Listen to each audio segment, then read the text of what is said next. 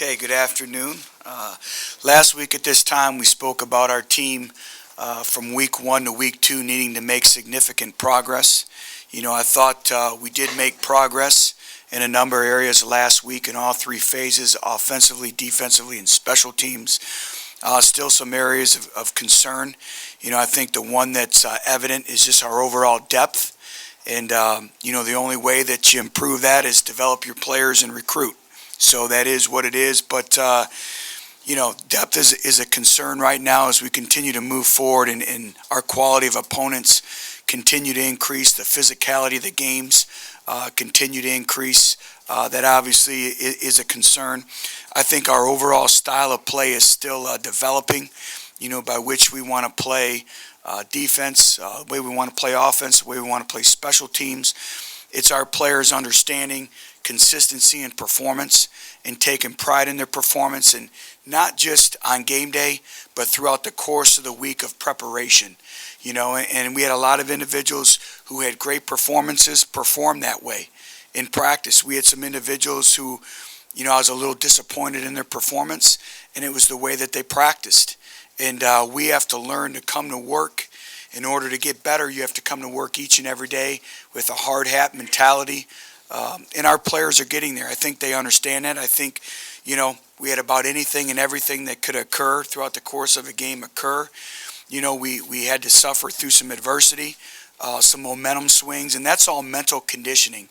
It's how you embrace sudden change. And, about 2 or 3 minutes to go in the in the first half, we suffered all that. But I liked our mindset. I liked our focus.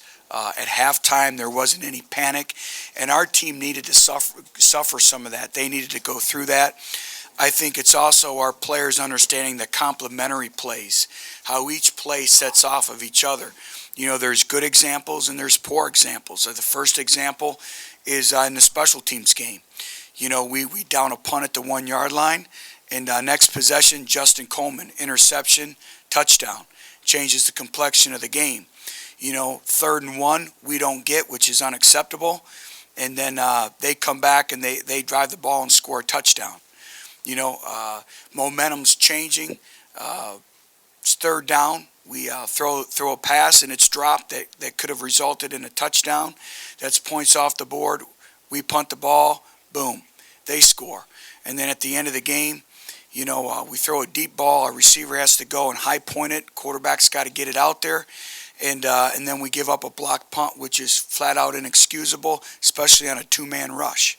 And those are things, that each play sets up. And like I told our team, is a game can be influenced by 2 to 3 plays that can make a difference. Really 4 to 6 plays can make a difference in a season. And you never know which plays those are going to be. And that's why you have to be dialed in. You have to be locked in on each and every snap. But I did think our team took strides. I thought we progressed. As we all know, going to play the number 2 team in the country. They're 31-3 at home. In the last 5 years, 4 consecutive BCS bowl games. And they're as good as advertised. Probably the most complete team I've seen in a number of years to date. Team speed, everything that you think of when you think of Oregon comes to your mind. Very, very athletic quarterback who can throw the football, make plays with his legs. Great team speed on the perimeter. Great running back, physical offensive line. And defensively, very, very physical, very skilled in the secondary. And then where you really notice it is in the special teams. Our special teams game, just from a speed standpoint alone, is going to be challenged this week. So I'll answer any questions you may have. Coach, you talked about mental conditioning a lot. Is that more paramount than ever when you're playing a team like Oregon with such big play potential? Absolutely. We call it mental conditioning for success in everything that we do, and it's controlling the mind. It's not only talking about a physical presence, but a mental presence. And, how do we respond? First of all, first road game with this football team. A number of individuals will be making their first road trip, and what an environment the week of preparation that it's going to take of going on the road from just let alone a communicative standpoint. But, being able to handle sudden change and not get down, and that's that confidence. That's that, don't look up at the scoreboard. It's leadership, all that goes into that. Butch, how do you talk to your guys about being big underdogs, or do you? Well, I think it gets back to focusing on the process. And obviously they're a great football team. It's a tremendous, tremendous challenge, but it's also a great opportunity. And we have to have a great week of preparation. And, we talked about mental conditioning. That toughness is going to be on display. We're going to have to be able to withstand without substituting 7, 8, 9 plays in a row. Can our defensive front, play winning football for 8, 9 plays in a row without substituting? Can we get lined up fast and decipher the call and execute our assignment when you can't hear, you can't communicate, you're on the road, you're in a hostile environment, you're in a different environment that, nobody's used to even being in. That's all part of that mental toughness, that mental conditioning. So it's all going to be on display. And a lot of our younger players are going to have to grow up in a hurry. Like to play up-tempo yourself, but this is obviously a whole different level. How difficult is it just to kind of replicate that, to prepare for that, or is it just kind of, you have to experience it first? Yeah, well, each offense has its little nuances and their, little differences in their style of play.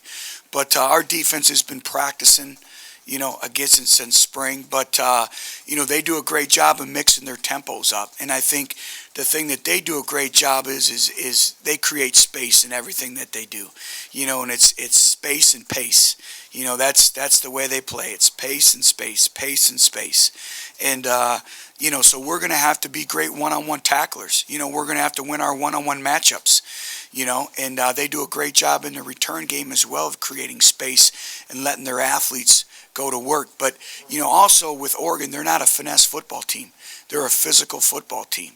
So again, they have depth, and it's probably the most complete Oregon football team I've seen in a number of years. When you look at the returning starters that they have on offense and defense, you can see that, and they've done a great job recruiting as well.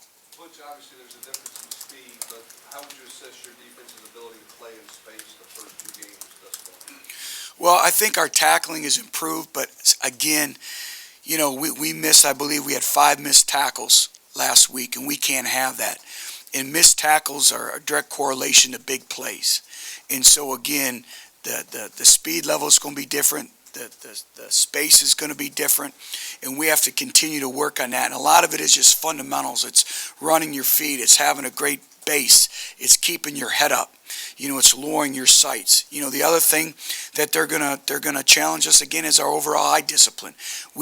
Did we improve from game 1 to game 2 with our eye discipline? Yes. Is it where it needs to be to play winning football and championship football? No, not anywhere where it needs to be. And we're going to be challenged with their play action game and all the tempos and all the different things going on Saturday. Butch, I think since 2011, your teams have maybe forced the most turnovers at the Division I level. What do you do in practice? How do you go about emphasizing that on a day-in, day-out basis? It's a standard by which we live by each and every day. You have to coach it. You have to teach it every single day. We even do a ball disruption video, and just creating habits, and Dontavius Sapp, I spoke about it after the game, was textbook. We had a gang tackle. He started the lawnmower, ripped the ball out, and then recovered it. And then there's also a technique to what we call ground recovery. There's a technique to scoop and score, knuckles on the ground. So you could see some of those fundamentals and some of those habits taking place. That's some of the progression or the progress that we made from game 1 to game 2. But obviously we're going to be challenged that much more. But we live it every day, and we take great pride of it in our program. Did you make them maybe start a drill over last week because their performance in that wasn't acceptable? Absolutely. It's by the way we run to the football. It's the ball disruptions. It's simple things as impacting the quarterback. And everyone thinks, how do you impact the quarterback? Well, hits on the quarterback or sacks. Well, there's more things than just impacting the quarterback. It's mirroring the offhand of the quarterback. It's getting your hand up in the throwing lane. And those are all things that you have to practice over and over and over again to form those championship habits, that we talk about. And we're still work in progress yet. We're not still habitually there where it needs to be. But again, that's been the staple of our football teams in the past, and also taking care of the football as well. We teach a lot off of pictures from the game, because I think pictures speak 1,000 words. What's on that blocked punt? What was the error? What was the mistake there? Just a fundamental aspect of not squaring the defender up, two-man rush. I'm responsible for it. I coach the punt, and we've had very few punt blocks in over, I want to say, 15 years of running this punt. And, the individual was very prideful. It was a mistake, and we'll get it corrected. And it was just a fundamental. We're supposed to take him on square. We didn't. We picked the side, and he squeezed through. The Shields didn't do a good job of covering it. And we spend as much time on punt as any aspect, as you guys know, in our football program. And again, that's inexcusable. Coach, can you talk about their ability to break off a big play and your need, I guess, to not let that snowball if that happens Right. on a big play? Well, I think, first of all, it's a mindset. They're going to get their plays. They're going to make their big plays. That's a function of what they do. That's part of their offense. But it's not letting one big play equal 2, equal 3, equal 4, and have a snowball effect. And that's part of that mental conditioning. We have to force them and make them drive the football on us. And that's very challenging. You just have to look at their body of work this year, but not just this year, but over the last 3, 4, 5 years. And so, again, it's staying the course. It's focusing one snap at a time, just one snap at a time. And that's going to be at a premium Saturday. Which a lot of talk is always on Oregon's offense, but their defense seems to be really efficient for the amount of time they're on the field. What do you see them do well to not give up as many points compared to the amount of time they're on the field? Well, you're exactly right. You just hit it. As when I talked about, complementary football and plays, also they're playing great complementary football as a team. Each phase complements each other. Defensively, they're physical, they're athletic, they run to the football, they have disruptive quickness up front. This is an explosive defensive line. Their linebackers are active, and they can play man coverage.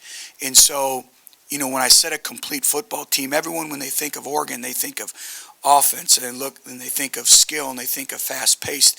But really, they're well coached. They have an identity, and their identity is found in all three phases. Coach, you mentioned they're well coached. When Kelly left, a lot of folks expected them to maybe take a step down. That hasn't seemed to happen. What have you seen from watching them on tape, especially from their coaching standpoint? Well, I've said it is, the great programs, they win with consistency and continuity. And if you look at their coaching staff, they've had that consistency and continuity. So the teaching is the same. Even, with Chip leaving, it hasn't changed much. And they've done a great job. And like I said, I look at the fundamental aspect of their football team. And, we spoke about a lot of times when you play fast, the thing that's compromised are your fundamentals. And I don't see this with this football team. And I think they've been on the cutting edge in college football, from the sports science part of it, of having the resources available to their players, being able to monitor, are they, where are they at with taking care of their bodies and sleep and nutrition and all that. So I think they've been a step ahead in that world, and I think it all shows. Coach, you wanted to play an up-tempo game, but obviously you're not going to try to out-Oregon. Right. How difficult is it to play at different tempos with this young team? Well, we've practiced that a lot. And so, I always say it's always easier to slow down than it is to speed up. And we're going to play our brand of football. We'll mix our tempos up, but, we're going to do whatever it takes to win a football game. And it's going to be, it's going to take a phenomenal effort. But again, our kids are very prideful, and I know we're looking forward to the challenge, but we have to do a great job of really putting our players in positions to succeed and win their one-on-one matchups. It's going to be a great challenge, but, the tempo part of it, of mixing the tempos up, that won't be an issue. You always do a lot of different things in practice, making noise, talking on the microphone. Do you have to do anything different this week with the environment in Oregon? No, we just have to continue to use the tools that we use, and, communication, again, is going to be at a premium. And it's one of the loudest stadiums in the country. And so, I think it's a great opportunity, and I think it's a great deal in developing this football team to be able to go on the road in a place like Oregon, that it's extremely difficult to play the venue that it is and perform at a championship level. And everyone has to bring their A game. And so we'll prepare our players just like we do each and every week. You know, we'll have the controlled chaos. We'll make periods where it's, you know, it's challenging. Where it's really difficult to really simulate game conditions against Oregon is your scout teams. You know, that's where it's going to be a challenge for our defense, and we're going to have to find some creative measures in terms of really getting them to finish the play and then get back and get the call and get lined up. And I think that's the thing that we can't lose sight of, is it's still about finishing plays. I think sometimes there's a mindset that, you know, we got to get lined up, we got to get lined up, we got to get lined up, that players forget to finish plays. And at the end of the day, it still comes down to one-on-one matchups in finishing plays. Coach, going back to the Austin Peay game, there was a pretty significant change in your offense from the second quarter to the third. What prompted having more success in that third quarter? You mean the Western Kentucky? Yeah, Western Kentucky, yeah. We just executed. You know, we didn't really get into a rhythm the first half, and I think a lot of that was a byproduct of the nature of the game. You know, every game is different. But we executed, and that was great to see. We started executing in the throw game, which is great to see. We made the plays. You know, like I spoke about, the plays I spoke about earlier in the press conference, those are all in the first half. In the second half, I thought Justin calmed down. You know, I thought he was extremely efficient. There's one throw we would have liked to head back, really two in the second half. You know, again, another great teaching tool. We drive the ball the length of the field. We have third down and long, and we're in field goal range, and we force the football. Hey, sometimes throwing the ball away is a great play because it's the only play, and we had 3 points in our pocket. Let's take the 3 points. That's the maturation of a quarterback. But we just executed. It looked like you slowed the tempo down, a lot more freeze play or check at the line of scrimmage type stuff. What was going on there in the third? We just slowed it down to give our defense a break. You know, and I think that's the thing is, you know, playing great defense is also at times an offense protecting its defense. And we wanted to slow the game down a little bit. And we knew Western Kentucky had an explosive offense, you know, very efficient. And so we just wanted to slow the game down a little bit. Was it for Justin? No. No. Which a lot of teams schedule a prominent non-conference opponent. But when you took the job and looked at the schedule, were you surprised to see Oregon and Florida back-to-back, both on the road? Well, it's a great challenge. And, you know, we're asking a lot of our players, you know, and it's going to be a great challenge, but we'll find out more where we're at. And it is what it is. The only thing we can focus is preparation for Oregon and playing winning football. But, you know, you look at just the overall nature of our schedule this year. Like I told you, some people said it's the most difficult schedule in the history of college football. And that's why, you know, I keep talking about demanding from ourselves championship habits, focusing on the process, being able to withstand and persevere and show great resiliency, you know, because our schedule dictates that as well. But, you know, schedules are so set out and laid out far in advance, years in advance, that a lot of times that's just the way, you know, it occurs, and there's nothing that we can do about it. But again, it's also a great opportunity too, you know, and it's putting Tennessee on the national stage, you know, going and playing the number 2 team in the country. So, you know, there's some benefits that come from it as well. They have so many weapons, whether it's Thomas, Mariota, or some of the new guys they have stepping in. I mean, how well do those guys complement each other, and how much more difficult does that make it to defend when it's not just Well, it makes it extremely challenging. You know, and that's the thing, is not only do they have great backs and great receivers, athletic tight ends, but they have a running quarterback. You know, so now you talk about discipline from a defense and executing your assignments. You know, one missed assignment can be catastrophic to a defense. You know, one guy having an eye violation, you know, whether he's the pitch or the dive man or the quarterback and no backs and, you know, quarterback draw, you know, it's going to challenge our discipline, you know, and I think it limits your package too because of the tempo that in which they play with. Tyner, number 24, I think came in last week, 4 carries, 2 touchdowns. I mean, what sticks out from looking at the film of you know, it looks like it's just one more weapon. It is, and they're very, very deep.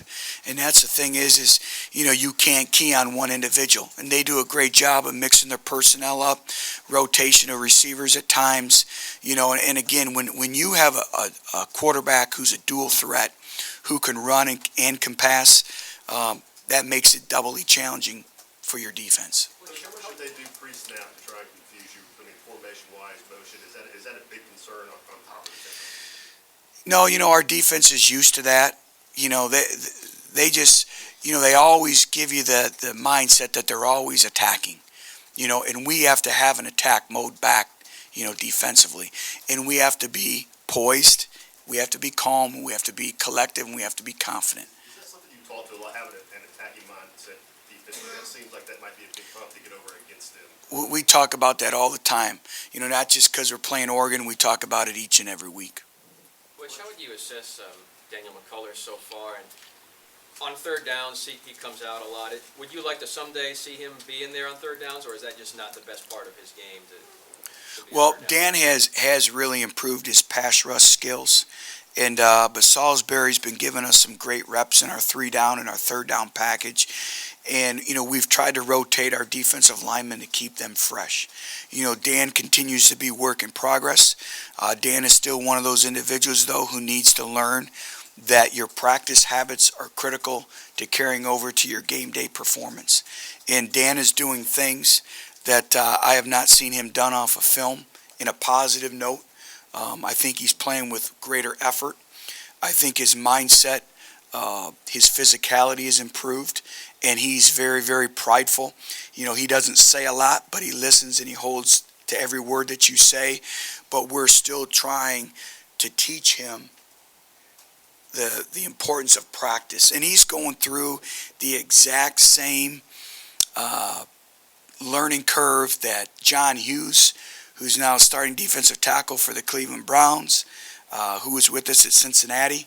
He's going through the same maturation process that Derek Wolfe went through his first year with us, who's now with the Denver Broncos. And they had great senior years. And we expect and we demand a lot from Dan because he's very capable of being a difference maker. And I've been pleased right now with his progress, in a very relative early stage of the season. How much more pressure's on McCullers and Hood to get on first and second down to be disruptive there in the middle of the line? Well, it is, and everything is about staying ahead of change. And, in the first half, last week, we did a great job of winning first down.